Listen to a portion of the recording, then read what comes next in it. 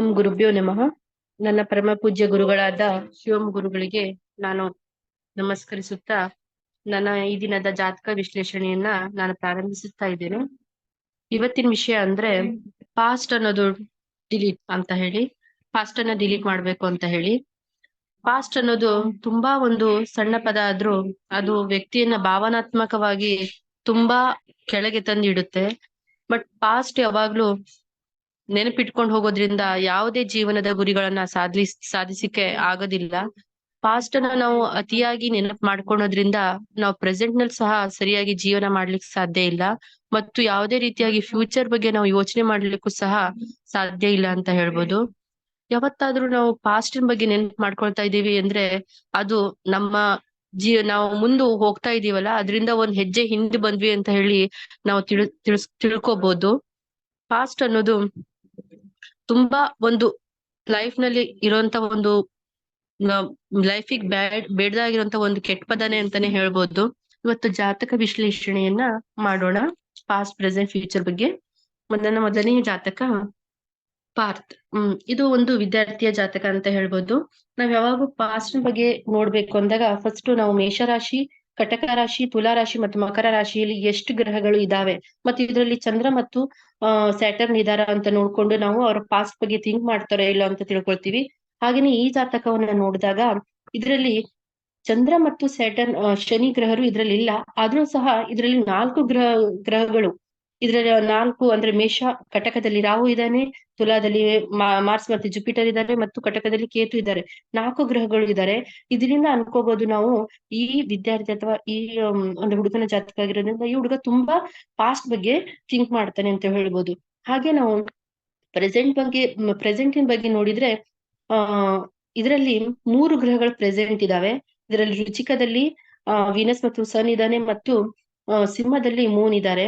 Moon ಎಲ್ಲಿ ಇದ್ದಾರೆ ಅಂದ್ರೆ ಸೂರ್ಯನ ಕ್ಷೇತ್ರದಲ್ಲಿ ಇದ್ದಾರೆ ಮತ್ತು ಸ್ಥಿರ ಅಂದ್ರೆ ಇವ್ರು ಏನೇ ಪ್ರೆಸೆಂಟ್ ನಲ್ಲಿ ಏನೇ ಮಾಡಿದ್ರು ಅದನ್ನ ತಾವು ಮನಸ್ಸಲ್ಲಿ ಇಟ್ಕೊಂಡ್ ಮಾಡ್ತಾರೆ. ನಾವು ಪ್ರೆಸೆಂಟ್ ನಲ್ಲಿ ಇದೀನಿ, ಈಗ ಒಂದೇನಾದ್ರು ಪಾರ್ಟಿ ಅಟೆಂಡ್ ಮಾಡ್ತಿದ್ದಾರೆ, ಇಲ್ಲ ಒಂದು ಎಕ್ಸಾಮ್ ಅನ್ನ ಅಟೆಂಡ್ ಮಾಡ್ತಾ ಇದ್ದಾರೆ ಅಂದ್ರೆ ಅವರು ಎಕ್ಸಾಮ್ ಅಲ್ಲಿ ಮನಸ್ಸಿಟ್ಟು ಎಕ್ಸಾಮ್ ಅನ್ನ ಅಟೆಂಡ್ ಮಾಡ್ತಾ ಇದ್ದಾರೆ ಅಂತ ಅರ್ಥ. ಮತ್ತು ಅವ್ರು ಅದ್ರಲ್ಲಿ ಎಕ್ಸಾಮ್ ನಲ್ಲಿ ನೆನಪು ಮಾಡ್ಕೊಳ್ತಾರೆ ಪಾಸ್ಟ್ ನಲ್ಲಿ ನಂಗೆ ಇಂಥ ಸಬ್ಜೆಕ್ಟಿಗೆ ಇಂಥ ಸಬ್ಜೆಕ್ಟಿಗೆ ಅಥವಾ ಇಂಥ ಕ್ವಶನಿಂಗ್ ಗೊತ್ತಿರ್ಲಿಲ್ಲ ಅಥವಾ ಇಂಥ ವಿಷಯದಲ್ಲಿ ನಾನು ಹಿಂದಿದ್ದೀನಿ ಅಂದ್ಕೊಂಡು ಪಾಸ್ಟ್ ಅನ್ನು ಸಹ ನೆನಪು ಮಾಡ್ಕೊಳ್ತಾರೆ, ಎಕ್ಸಾಮ್ ಅನ್ನು ಸಹ ಮಾಡ್ತಾರೆ. ಪಾಸ್ಟ್ ಅಲ್ಲಿ ಅವರು 50% ಅನ್ನ ನೆನಪು ಮಾಡ್ಕೊಂಡ್ರೆ ಪ್ರೆಸೆಂಟ್ ನಲ್ಲಿ 30% ಅಥವಾ 40% ಇರ್ತಾರೆ. ಬಟ್ ಫ್ಯೂಚರ್ ಬಗ್ಗೆ ಇವ್ರದ್ದು ತುಂಬಾ ಕಡಿಮೆ, 20% ಫ್ಯೂಚರ್ ಬಗ್ಗೆ ಥಿಂಕ್ ಮಾಡ್ತಾರೆ.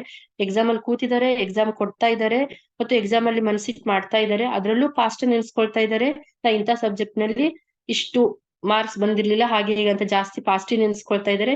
ಮತ್ತೆ ಫ್ಯೂಚರ್ ನಲ್ಲಿ ನಂಗೆ ಇಷ್ಟೇ ಬರ್ಬೇಕು ಅಷ್ಟೇ ಬರ್ಬೇಕು, ಅದೇ ವಿಷಯದಲ್ಲಿ ನಾನು ಪಾಸ್ ಆಗ್ಬೇಕು, ಆ ರೀತಿ ಯಾವುದೇ ಜಾಸ್ತಿ ಫೋಕಸ್ ಪಾಸ್ಟ್ ಫ್ಯೂಚರ್ ನಲ್ಲಿ ಮಾಡಲ್ಲ, ಪ್ರೆಸೆಂಟ್ ನಲ್ಲಿ ಮಾಡ್ತಾರೆ ಮತ್ತು ಪಾಸ್ಟ್ ನಲ್ಲಿ ಮಾಡ್ತಾರೆ ಅಂತ ಹೇಳ್ಬೋದು. ಈಗ ನಾವು ಇನ್ನೊಂದು ಜಾತಕಕ್ಕೆ ಹೋಗೋಣ. ಇದ್ರಲ್ಲಿ ಮೇಷದಲ್ಲಿ ಮೂನ್ ಇದ್ದಾರೆ ಹಾಗೂ ಕಟಕದಲ್ಲಿ ಜುಪಿಟರ್ ಇದ್ದಾರೆ ಹಾಗೂ ತುಲಾದಲ್ಲಿ ಯಾರು ಇಲ್ಲ, ಬಟ್ ಮಕರದಲ್ಲಿ ಮಾರ್ಸ್ ಇದ್ದಾರೆ. ಇದರಲ್ಲಿ ಮೂರು ಗ್ರಹಗಳು ಪಾಸ್ಟ್ ನಲ್ಲಿ ಇದಾವೆ. ಇವರು 3 ಗ್ರಹದಲ್ಲಿ ಮೂನು ಮನಸ್ಸಿಗೆ ಕಾರಕ ಮತ್ತು ಇವರು ಮೂನು ಇದೆಯಲ್ಲ ಚಂದ್ರ ಇದೆಯಲ್ಲ ಚಂದ್ರನ ಕ್ಷೇತ್ರದಲ್ಲಿ ಇದ್ದಾರೆ ಮತ್ತು ಚಲನಶೀಲರು. ಇವರು ಏನು ಪಾಸ್ಟ್ ಬಗ್ಗೆ ಥಿಂಕ್ ಮಾಡ್ತಾರೆ ಅಲ್ಲ, ಆ ಪಾಸ್ಟ್ ಆಗಿ ಥಿಂಕ್ ಮಾಡಲ್ಲ ಅವರು.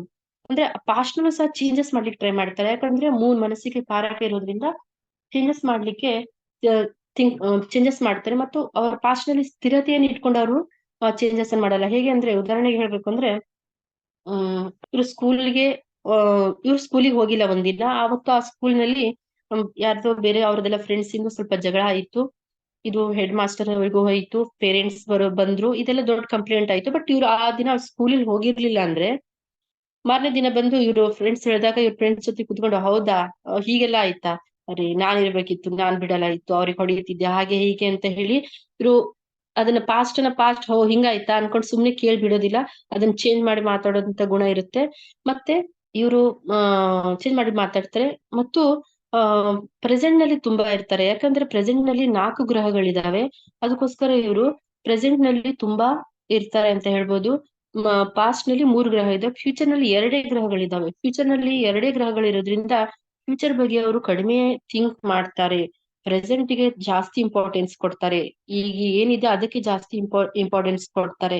ಮತ್ತು ಪಾಸ್ಟ್ ಗೆ ಪ್ರೆಸೆಂಟ್ ಗಿಂತ ಸ್ವಲ್ಪ ಕಡಿಮೆ, ಅಂದ್ರೆ ಪ್ರೆಸೆಂಟ್ ನಲ್ಲಿ ಅವ್ರು 60% ಇದ್ರು ಅಂದ್ರೆ ಪಾಸ್ಟ್ ನಲ್ಲಿ 30% ಇರ್ತಾರೆ, ಮತ್ತೆ ಫ್ಯೂಚರ್ ನಲ್ಲಿ ಓನ್ಲಿ 10% ಇರ್ತಾರೆ ಅಂತ ಹೇಳ್ಬೋದು. ಉದಾಹರಣೆಗೆ ಇವ್ರ ಬಗ್ಗೆ ಏನು ಹೇಳ್ಬೋದು ಅಂದ್ರೆ, ಈ ಪ್ರೆಸೆಂಟ್ ನಲ್ಲಿ ಅವ್ರು ಯಾರ್ದಾದ್ರು ಫ್ರೆಂಡ್ಸ್ ಜೊತೆಗೆ ಪಾರ್ಟಿ ಮಾಡ್ತಿದ್ದಾರೆ, ಎಂಜಾಯ್ ಮಾಡ್ತಿದ್ದಾರೆ ಅಂದಾಗ ಈ ಜಾತಕಸ್ಥರು ಈಗ ಪಾಸ್ಟಿಗೆ ಹೋಗ್ತಾರೆ. ಅರೆ ನಾ ಪಾಸ್ಟ್ ನಲ್ಲೂ ಸಹ ಎಂಜಾಯ್ ಮಾಡ್ತಾ ಇರ್ತಾರೆ, ತುಂಬಾ ಮಿಂಗಲ್ ಆಗಿರ್ತಾರೆ. ಬಟ್ ಪಾಸ್ಟ್ ನಲ್ಲಿ ಏನೋ ಯೋಚನೆ ಮಾಡ್ತಾರೆ, ಅರೆ ನಾನು ಈ ರೀತಿ ಮಾಡಿದ್ದೆ, ಸರಿನು ನಾನು ಇದೇ ರೀತಿ ಪಾರ್ಟಿ ಮಾಡಿದ್ದೆ, ಬಟ್ ಮನೇಲಿ ಹೊಡೆತ ಬಿದ್ದಿತ್ತು ಅಂತ ಹೇಳಿ ಥಿಂಕ್ ಮಾಡ್ತಾರೆ. ಬಟ್ ಇವತ್ತು ಹೊಡೆತ ಹೋಗಿ ಬೀಳ್ಬೋದು ನೀವು ಮನೆಗೆ ಹೋದ್ಮೇಲೆ ಅನ್ನೋದು ಥಿಂಕ್ ಮಾಡೋದು ಕಡಿಮೆ. ಯಾಕಂದ್ರೆ ಫ್ಯೂಚರ್ ಅಲ್ಲಿ 2 ಗ್ರಹಗಳಿರೋದ್ರಿಂದ ನಾಳಿದ್ದು ಥಿಂಕ್ ಮಾಡೋದು ಕಡಿಮೆ, ಇವತ್ತೇನಿದೆ ಅದನ್ನ ಅನುಭವಿಸೋದು ಜಾಸ್ತಿ. ಮತ್ತೆ ಹಿಂದಿಂದ ಏನಿದೋ ಅದನ್ನ ನೆನ್ಸ್ಕೊಳ್ಳೋದು, ಮತ್ತೆ ಅದನ್ನ ಸ್ವಲ್ಪ ಅವ್ರಿಗೆ ಬೇಕಾದಂಗೆ ಅದಕ್ಕೆ ಸ್ವಲ್ಪ ಮಸಾಲೆ ಮಿಕ್ಸ್ ಮಾಡಿ ನೆನ್ಸ್ಕೊಳ್ಳೋದು ಜಾಸ್ತಿ ಅಂತ ಹೇಳ್ಬೋದು. ಈಗ ನಾವ್ ನೆಕ್ಸ್ಟ್ ಜಾತಕಕ್ಕೆ ಹೋಗೋಣ. ಈ ಜಾತಕಸ್ಥರು ಒಂದು ಹುಡುಗಿಯ ಜಾತಕ ಆಗಿದೆ. ಈ ಜಾತಕಸ್ಥದಲ್ಲಿ ಪಾಸ್ಟ್ ನೋಡಿದಾಗ ಪಾಸ್ಟ್ ನಲ್ಲಿ 5 ಗ್ರಹಗಳಿದಾವೆ. ಅದ್ರಲ್ಲೂ ಸ್ಯಾಟರ್ನ್ ಸೂರ್ಯನ ಕ್ಷೇತ್ರದಲ್ಲಿ ಬರ್ತಾನೆ, ಸ್ಥಿರ ಕ್ಷೇತ್ರದಲ್ಲಿ ಸ್ಥಿರವಾಗಿರ್ತವೆ. ಇವರು ಪಾಸ್ಟ್ ಹಿಂದಿನ ಜಾತಕದ ಪ್ರಕಾರ ಅದ್ ಹೇಗೆ ಅವ್ರಿಗೆ ಬೇಕಾದಂಗೆ ಸ್ವಲ್ಪ ಪಾಸ್ಟ್ ಹೀಗೆಲ್ಲ ಮಿಕ್ಸ್ ಮಾಡಿಕೊಂಡು ಅವ್ರು ನೆನ್ಪ್ ಮಾಡ್ಕೊಳೋದಿಲ್ಲ. ಅದ್ ಏನ್ ನಡೆದಿದೆಯೋ ಹಾಗೆ ನೆನ್ಸ್ಕೊಳ್ಳೋದು, ಅದು ಮತ್ತೆ ಒಬ್ರೇ ಕುತ್ಕೊಂಡು ನೆನ್ಸ್ಕೊಳ್ಳೋದು, ಏಕಾಂಗಿಯಾಗಿ ನೆನ್ಸ್ಕೊಳ್ಳೋದು, ಇದೆಲ್ಲ ತುಂಬಾ ಇರುತ್ತೆ. ಮತ್ತೆ ತುಂಬಾ ಡೀಪ್ ಆಗಿ ನೆನ್ಸ್ಕೊಳ್ತಾರೆ. ಯಾಕಂದ್ರೆ ಈಗ ಇರೋಂತ ಪಾಸ್ಟ್ ನ ತುಂಬಾ ಡೀಪ್ ಆಗಿ ನೆನ್ಸ್ಕೊಳ್ಳೋದು, ತುಂಬಾ ಅದನ್ನ ಮನ್ಸಿಗೆ ಹಚ್ಕೊಳ್ಳೋದು ಬಹಳ. ಯಾಕಂದ್ರೆ ಕೇತಿರೋದ್ರಿಂದ ಪಾಸ್ಟ್ ಅನ್ನ ತುಂಬಾ ಡೀಪ್ ಆಗಿ ಒಬ್ರೇ ಕೂತು ತುಂಬಾ ಯೋಚನೆ ಮಾಡೋಂತ ಮನಸ್ಥಿತಿ ಜಾಸ್ತಿ. 5 ಗ್ರಹಗಳಿದಾವೆ. ಅದರಿಂದ ಅದೇ ಅವರು ಪ್ರೆಸೆಂಟ್ ಗೆ ಬಂದ್ರೆ ಒಂದೇ ಗ್ರಹ ಇದೆ ಪ್ರೆಸೆಂಟ್ ನಲ್ಲಿ, ವೀನಸ್ ಇದೆ. ಇವ್ರ ಹತ್ರ ಏನೇ ಇರ್ಲಿ, ಇವ್ರ ಹತ್ರ ಏನೇ ಆಸ್ತಿ ಅಂತಸ್ತು, ಒಳ್ಳೆ ಉತ್ತಮ ಸಂಗಾತಿ, ಉತ್ತಮವಾದಂತ ಒಂದು ಸೋಷಿಯಲ್ ಸ್ಟೇಟಸ್ ಇರ್ಲಿ, ಅದನ್ನ ಅವ್ರು ಎಂಜಾಯ್ ಮಾಡೋದಿಲ್ಲ. ಮತ್ತು ಪಾಸ್ಟ್ ನಲ್ಲೇ ಬಿದ್ದಿರ್ತಾರೆ. ಯಾವಾಗ ನೋಡಿದ್ರು ಅಯ್ಯೋ ನನ್ ಜೊತೆ ಹೀಗಾಯ್ತು, ನನ್ಗ ಈಗ ಈಗ ಒಳ್ಳೆ ಸ್ಟೇಟಸ್ ನಲ್ಲಿದ್ದು ನನ್ಗೆ ಆ ರೀತಿ ಇದ್ದೆ, ನಾನು ಈ ರೀತಿ ಇದ್ದೆ, ನಾ ಇಷ್ಟ್ ಕಷ್ಟಪಟ್ಟೆ ಅಷ್ಟ್ ಕಷ್ಟಪಟ್ಟೆ ಅಂತ ಆ ರೀತಿ ಥಿಂಕ್ ಮಾಡೋದು ಜಾಸ್ತಿ. ಮತ್ತೆ ಫ್ಯೂಚರ್ ನಲ್ಲಿ 3 ಗ್ರಹಗಳಿದಾವೆ. ಇವರು ಫ್ಯೂಚರ್ ಬಗ್ಗೆ ಥಿಂಕ್ ಮಾಡ್ತಾರೆ, ಬಟ್ ಪಾಸ್ಟ್ ಅಷ್ಟು ಥಿಂಕ್ ಮಾಡೋದಿಲ್ಲ. ಪಾಸ್ಟ್ ಗೆ ಅವ್ರು 60 ಕೊಟ್ರು, ಒಂದು ಫ್ಯೂಚರ್ ಗೆ ಒಂದು 20-30 ಕೊಡ್ತಾರೆ. ಮತ್ ಪ್ರೆಸೆಂಟ್ ನಲ್ಲಂತೂ ತುಂಬಾ ಕಡಿಮೆ, ಒಂದು 10% ಪ್ರೆಸೆಂಟ್ ನಲ್ಲಿ ಇರ್ತಾರೆ. ಪ್ರೆಸೆಂಟ್ ನಲ್ಲಿ ನಡೆಯುವಂತ ವಿಚಾರಗಳನ್ನಾಗ್ಲಿ ಏನೇ ಆಗ್ಲಿ ಅವ್ರು ಅನುಭವಿಸೋದು ತುಂಬಾ ಕಡಿಮೆ ಅನ್ಬೋದು. ಉದಾಹರಣೆಗೆ ಹೇಳ್ಬೇಕು ಅಂದ್ರೆ, ಇವರು ಒಂದ್ ಮದ್ವೆ ಮನೆಗೆ ಹೋಗಿರ್ತಾರೆ. ಅಂದ್ರೆ ಆ ಮದ್ವೆ ಮನೆಯಲ್ಲಿ ಅವ್ರ ದೇಹ ಮಾತ್ರ ಅಲ್ಲಿರುತ್ತೆ, ಅವ್ರ ಮನಸ್ಸು ಎಲ್ಲಾ ಪಾಸ್ಟ್ ಹತ್ರನೇ ಹೋಗಿರುತ್ತೆ. ಯಾರನ್ನ ನೋಡ್ತಾರೋ, ಅಯ್ಯೋ ಇವ್ರು ನನ್ ಮದ್ವೆಗೆ ಬಂದಿರ್ಲಿಲ್ಲ, ಈಗ ಬಂದಿದ್ದಾರೆ, ಇವ್ರು ನನ್ಗೆ ಈ ರೀತಿ ಗಿಫ್ಟ್ ಕೊಟ್ಟಿದ್ರು, ಇವ್ರು ಈ ರೀತಿ ನನ್ಗೆ ಮಾತಾಡಿದ್ರು, ಇವ್ರು ಈ ರೀತಿ ಇದ್ರು. ಬರೀ ಫಾಸ್ಟ್, ಯಾವತ್ತು ನೋಡಿದ್ರು ಪಾಸ್ಟ್ ಬಗ್ಗೆ ಅವರು ಥಿಂಕ್ ಮಾಡ್ತಾರೆ. ಪ್ರೆಸೆಂಟ್ ನಲ್ಲಿ ಕಡಿಮೆ ಇರ್ತಾರೆ.